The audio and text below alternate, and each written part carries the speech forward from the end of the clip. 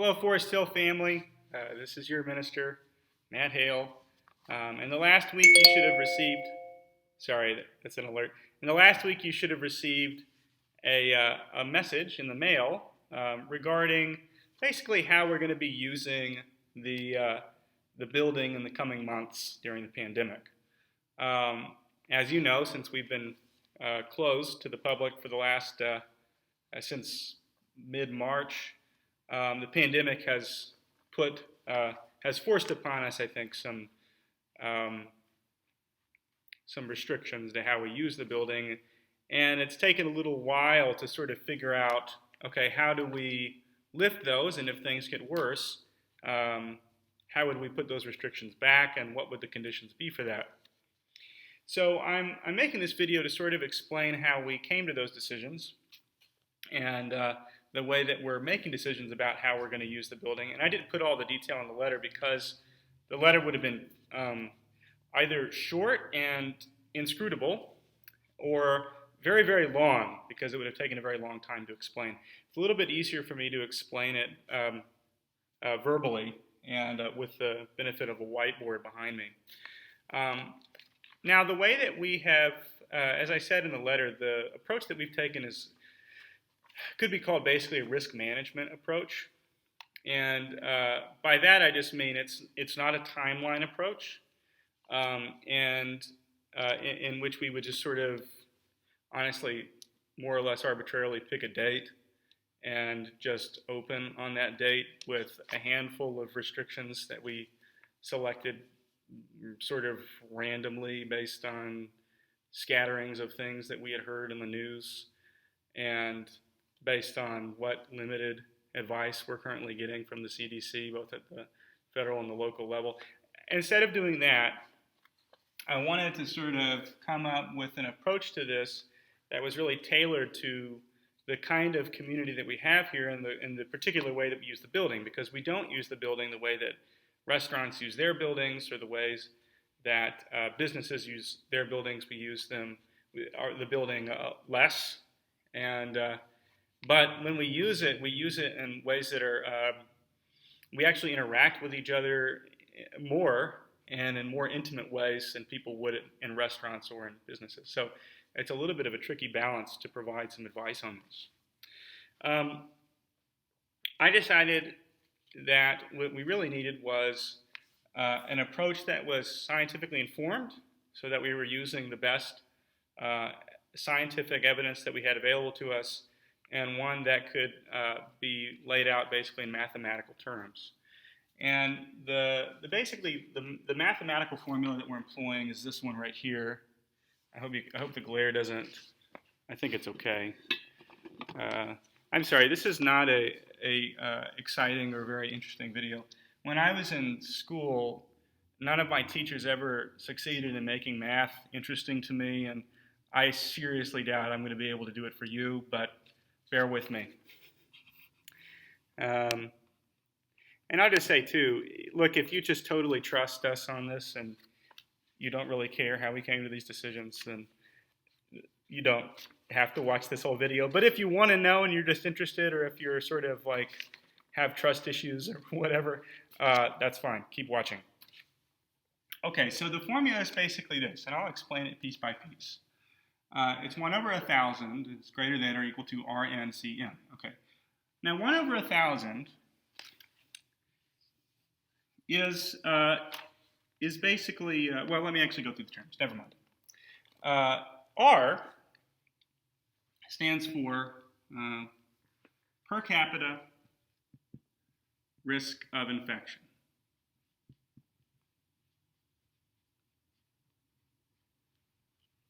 Okay. N is the number of interactions.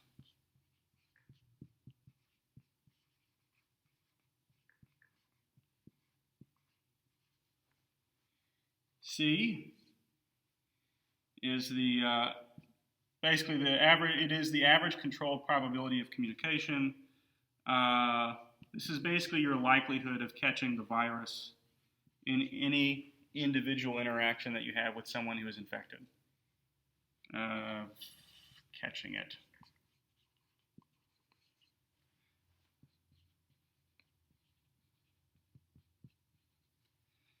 Okay, and then M is the impact of risk minimizing interventions.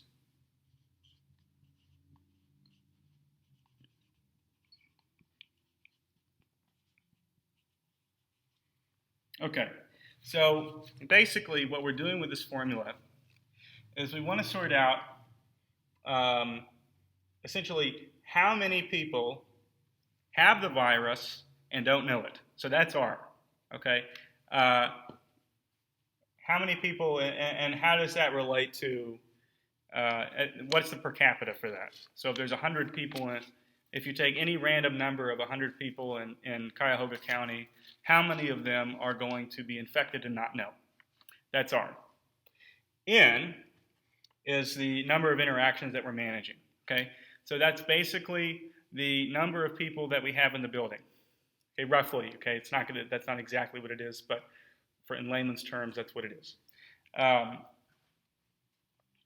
And because in a church building, we're all kind of coming together for one meeting, we don't count multiple conversations or hugs or kisses or whatever. That's all just one interaction because we're all in the same room, breathing the same air, and so on. C is the likelihood of catching COVID-19 in any particular interaction. That number is liable to change, but that's, we know we kind of have a good estimate right now. And then M is the impact of risk minimizing interventions. In other words, how much do we reduce risk by wearing masks, by washing hands, by social distancing? And so we're going to factor all these things together. Now we factor all of those things together, and the number that we hope we come out with is less than or equal to 1 over 1,000. And what that basically tells you, the point of having this is just to say, when we factor all these things, we want to be able to tell you that you have a less than 1 in 10,000 chance of getting COVID-19 while in our building. Okay, so that's kind of our fundamental approach. Fits into that. I don't know if it's a simple formula or a complicated formula. Formulas can get a lot more complicated. I'll say that.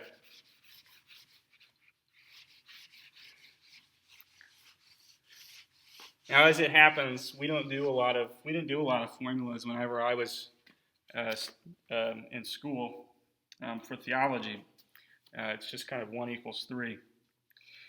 Okay, so the first thing that we're going to have to, so each of these things has to be kind of broken down into some further problems, further formulas, okay? So it's not like you can Google R in or you have to dig a little bit.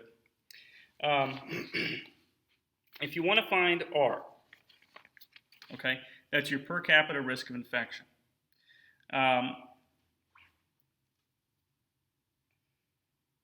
Okay, so the formula basically goes like this.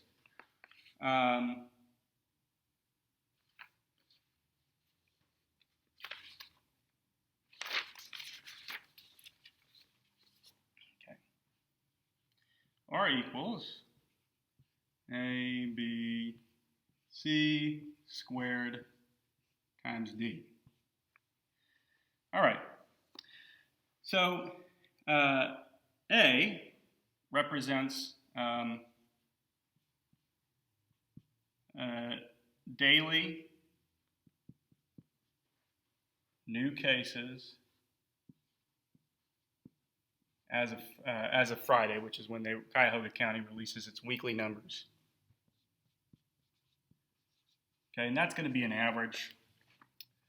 And all you have to do is just take the weekly number divided by 7. Okay, B. B is the average number of days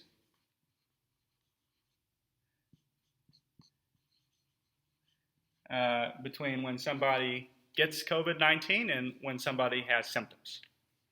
Okay.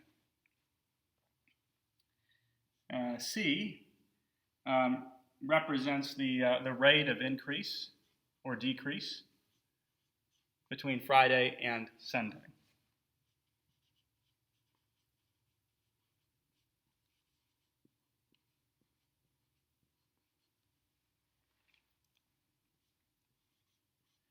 Okay, and then D represents, it's a corrective basically, okay, to the distortion that we have among the numbers.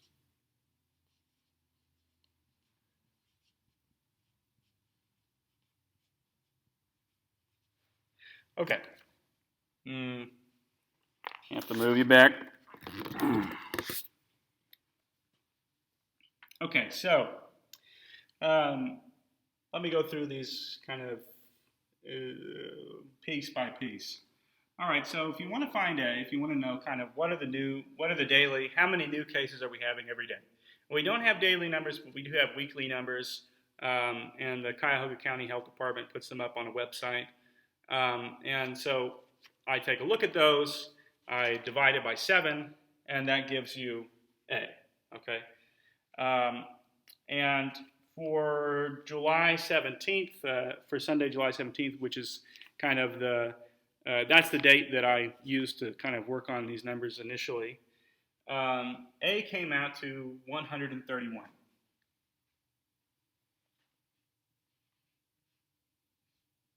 Okay? And then B represents, B is the average number of days between somebody getting infected and somebody having symptoms. So in other words, this is the average. We're not worried really about somebody coming in the building with symptoms because we're screening for that. I guess somebody could be lying, but I'm assuming that they're not going to be doing that. It seems really unlikely. More likely is that if anybody comes in and infects others, it's going to be because they don't know that they don't know they're infected. They're not displaying symptoms. And the average number of days is 3. Okay?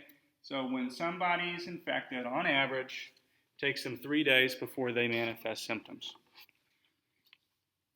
Okay, and then our corrective, rate of increase or decrease.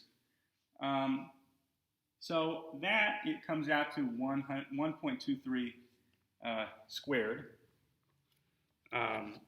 Because it's, okay, so what we do to find that is we take the numbers from one Friday, and that would be July 17th, and then we take the numbers from the previous Friday, we find the rate of increase between those 2 Fridays, and that gives us kind of a trajectory for that Sunday. Okay, so basically what rate are things getting better or worse? And that helps us project forward because we don't have weekly numbers. The weekly numbers come out on Friday, they don't come out on Sunday. And so that's what we've got to work with. So we have to project forward to Sunday. So in this particular week, things were getting worse. And so the rate of increase was 1.23. And because we've got 2 days between Friday and Sunday, we're going to square that. Okay, and then the corrective for the distortion. Okay, what does that mean?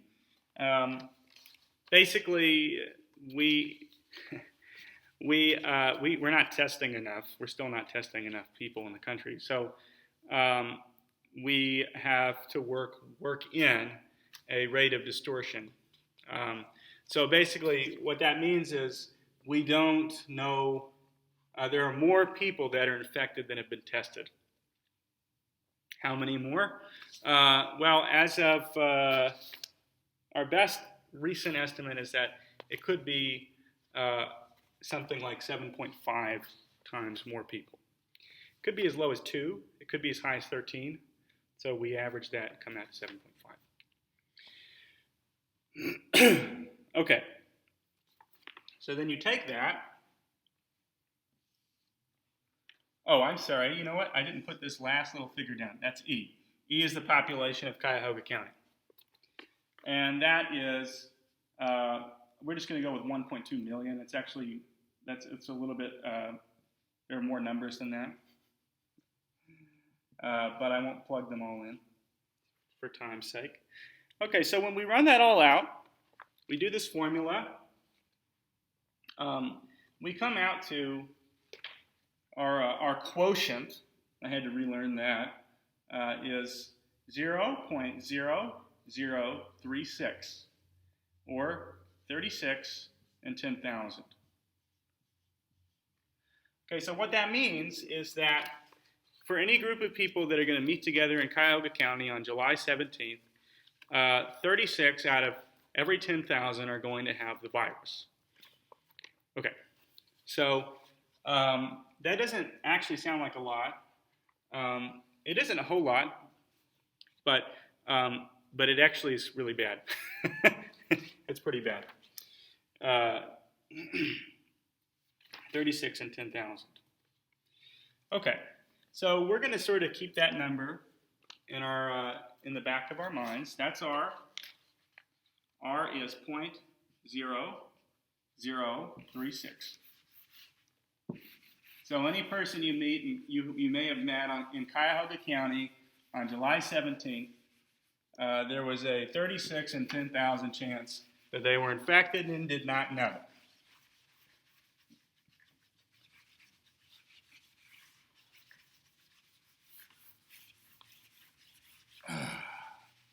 Okay. All right.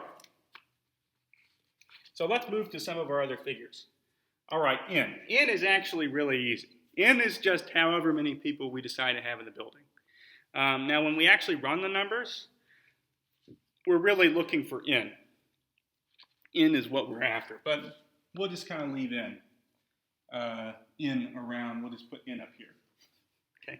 So if we're going to have 50 people in the building, we want to sort out how much risk we've got. It just depends on how you want to work it. Or if you want to do it the other way, anyway, you can find for N and basically sort out how many people you want, or how many people you can have depending on the conditions in the county. All right, so let's find C. C is easy. I did the homework on that one. And the figure that we have for C is 17.4%,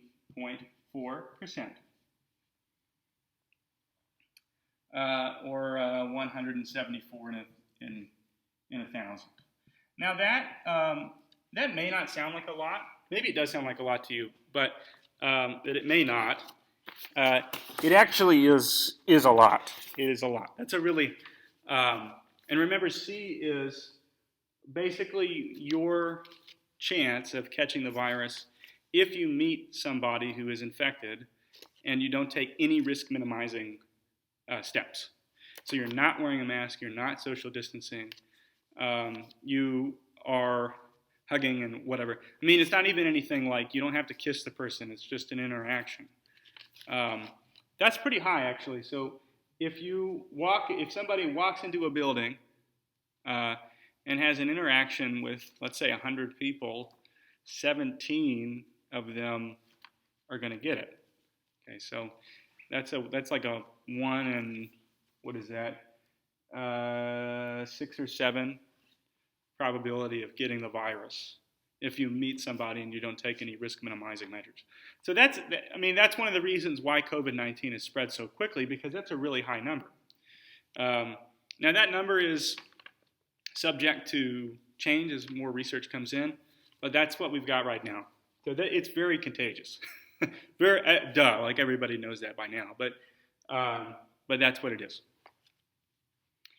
Okay, and then let's go ahead and find M. M is really easy. R is the hardest one. M is not so bad. So the formula for M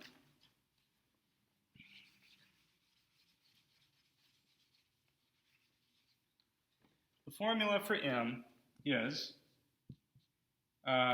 A times A1 times A2, on and on and on.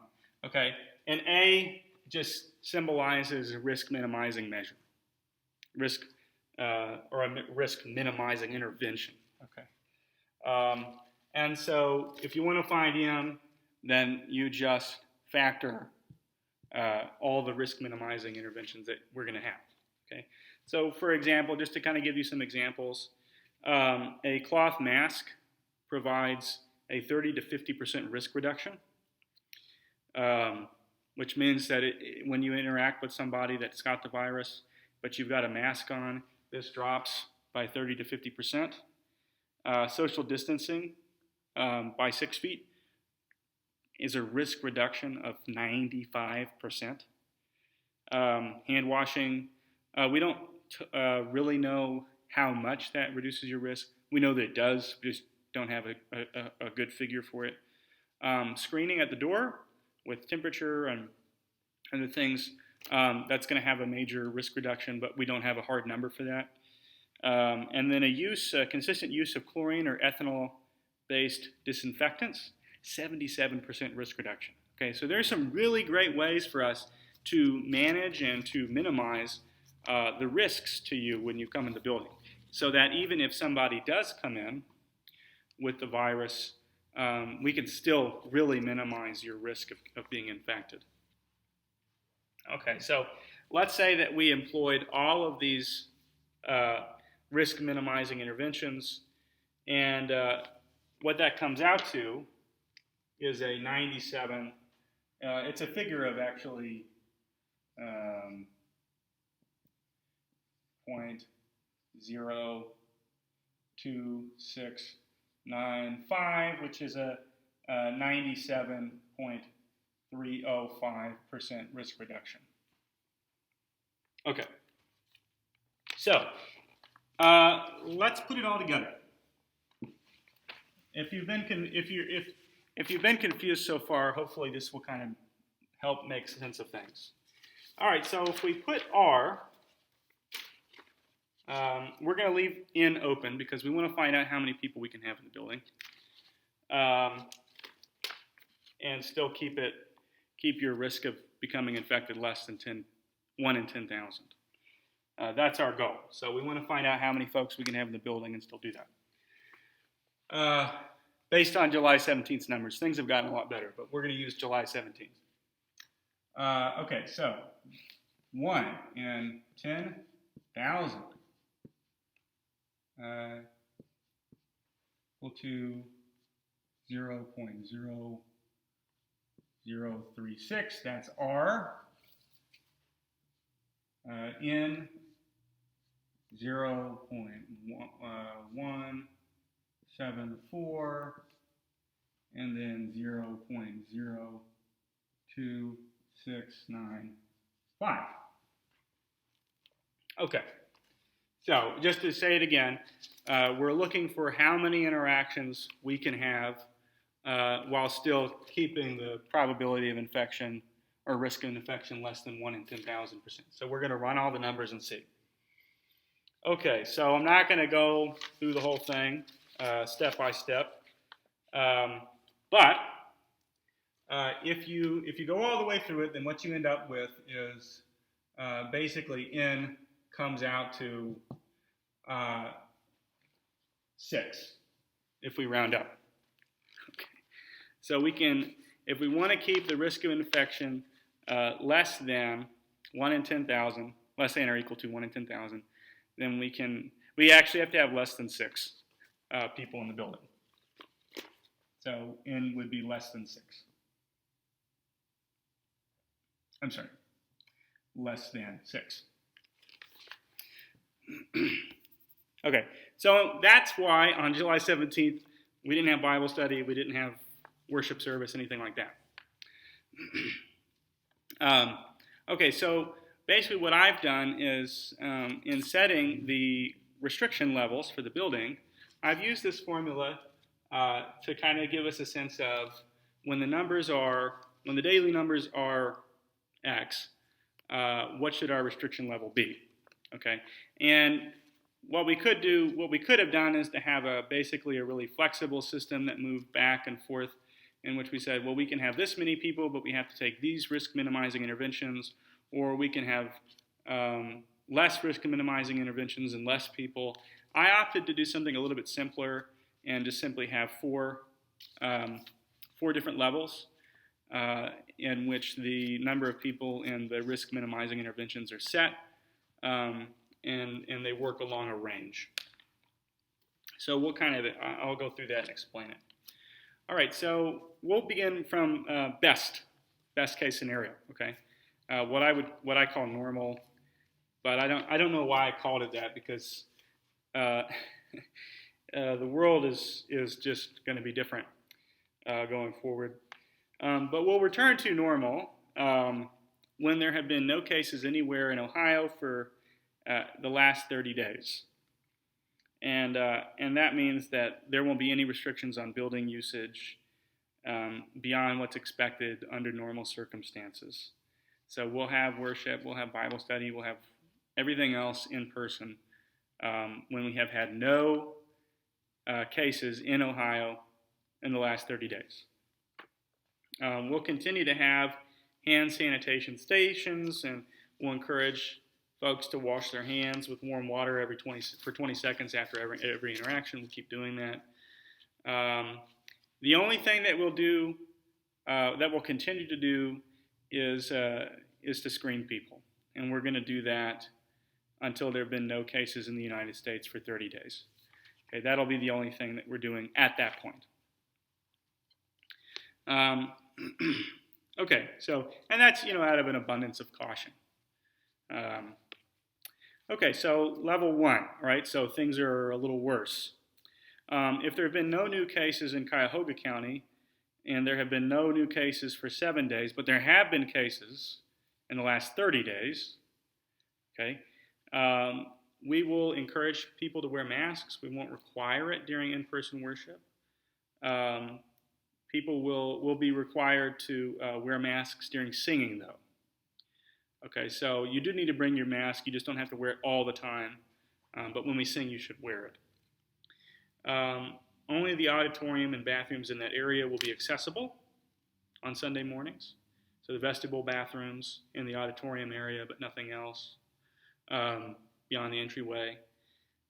Everything else is going to be restricted. And that's just so that we can minimize how much we have to clean. And then, of course, there'll be screening.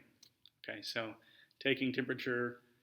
We have a way to do distance temperature taking. And there'll be some screening questions. Okay, and that'll happen outside in the front of the building. All right, so level 2, things are a little worse. So level 2 happens when we've got a projection of 1 to 23 cases a day in the county, in Cuyahoga County. Under these restrictions, church access during the week will be restricted to those who have received permission from the minister, from the church secretary, elders, custodian. We really want you to be entering the building only for very specific purposes. And that just minimizes the number of people in the building and makes the risk to the people that, myself and Evelyn, basically, a little bit less.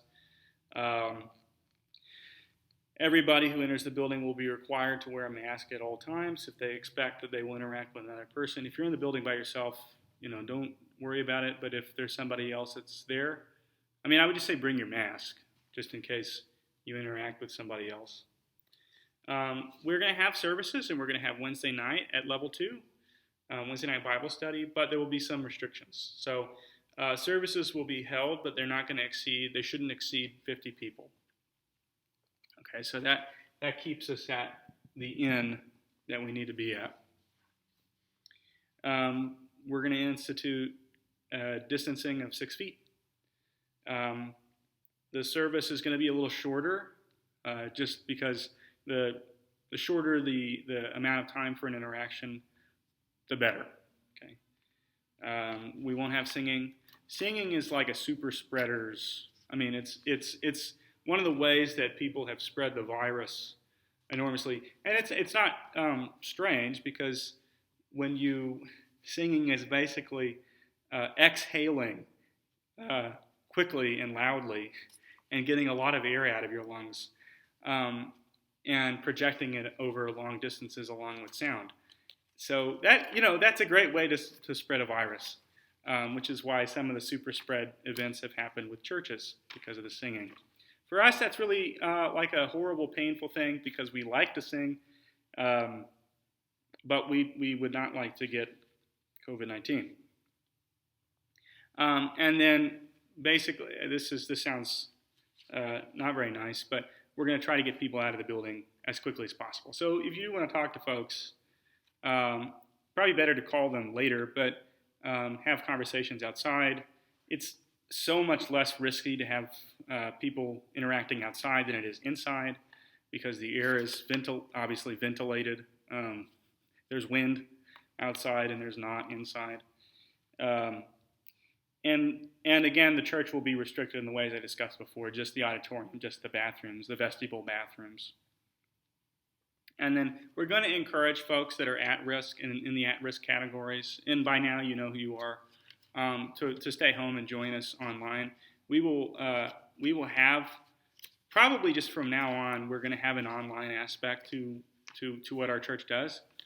So we'll keep putting up worship services online, which I think is going to be really neat for folks that have a hard time making it, and I hope it makes them feel a lot more connected. And so I think that's a really nice and really cool thing that we've learned during this time. And then afterwards, we're going to clean all used surfaces with that ethanol or chlorine-based agent. We're not going to have Sunday morning class, again, to kind of reduce that amount of time for interactions. And then everybody will be screened. And we'll continue to have other events like weddings, funerals, but again, with that limit in terms of the number of people we can have. Okay, so level 3.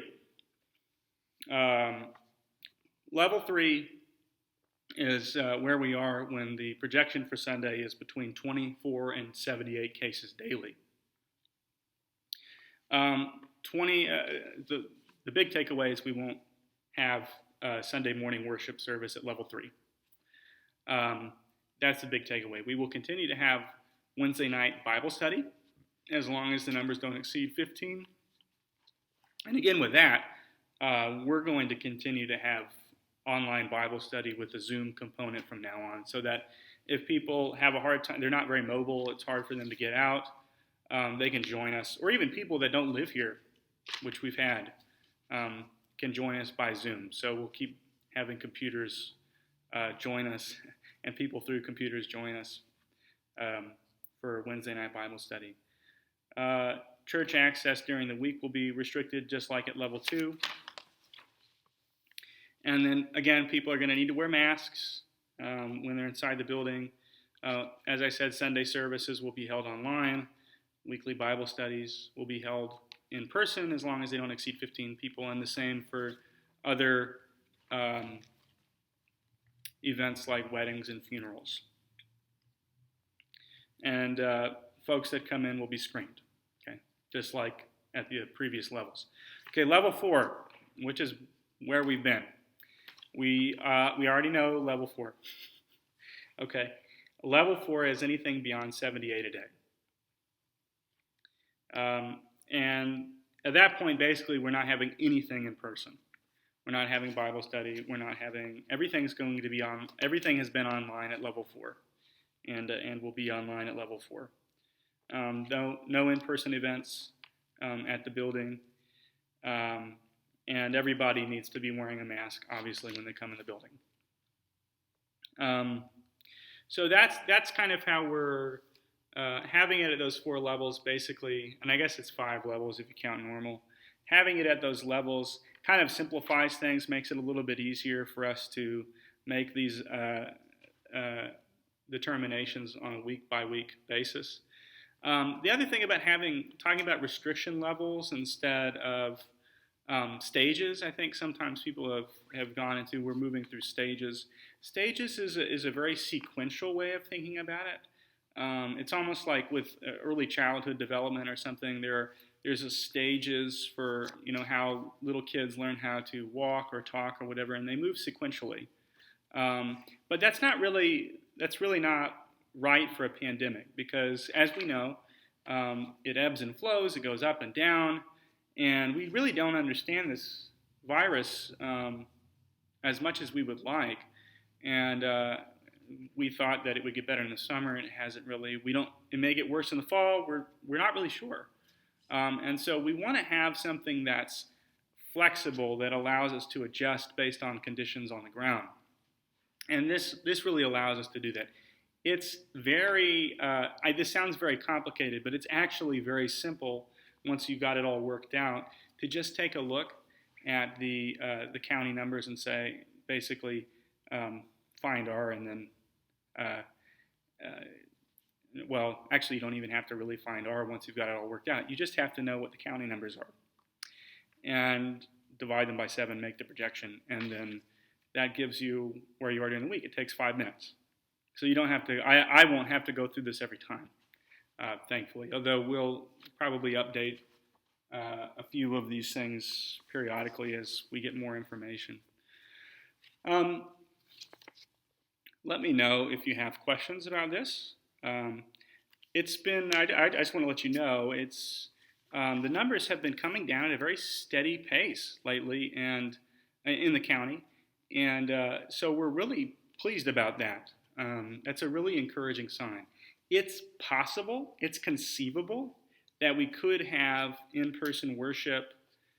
I do not want to overpromise anything. It's possible we could have it before the end of the year, or potentially within a couple months. Some of that too will depend on us getting certain supplies that we need that have been very hard to get a hold of. As you can imagine, it's not easy to get cleaning agents right now, and they're kind of expensive. So we're working on getting those so that everything that we do here will be as safe as possible. Yeah, so again, let me know if you have any questions. Feel free to contact me, and I'm happy to explain anything that needs to be explained. If this didn't, if math isn't your thing, that's okay, and I hope you can trust in our decision making on this. If math is your thing and I have botched it, let me know about that too, because I would like to know. Okay.